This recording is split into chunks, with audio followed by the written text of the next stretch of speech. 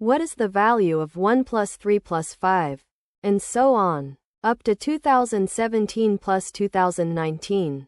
Minus 2 minus 4 minus 6. And so on. Down to minus 2016 minus 2018. The choices are negative 1010, negative 1009, 1008, 1009, and 1010. You can pause here and solve the problem before seeing the solution.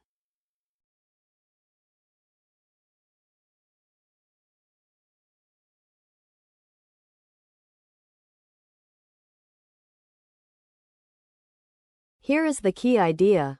Keep the first odd number, 1, by itself. Then pair up the rest. 3 minus 2, 5 minus 4, 7 minus 6, all the way to 2019 minus 2018.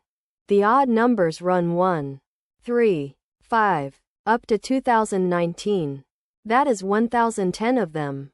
The even numbers run 2, 4, 6, up to 2018. That is 1009 of them.